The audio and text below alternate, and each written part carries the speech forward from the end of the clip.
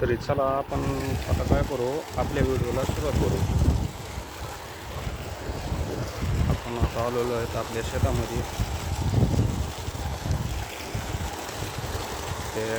ते आहे जो तुम्हाला दिसतं ना, ते बोरचं पाणी आहे.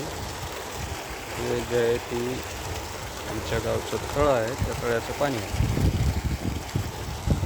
ते आम्ही एक स्टोरेजसाठी हाऊस बनवलेलो आहे. त्याच्यातून पुन्हा मोठं चालू करून पुढे शेताला चालू करतो आपण पाणी. नेक्स्ट तुम्हाला दाखवतो.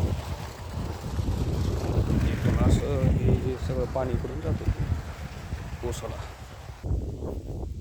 हां, ते जसं तुम्हाला दाखवलं होतं ना, ते इथून हे आमचं ड्रिप आहे ऊसाचं.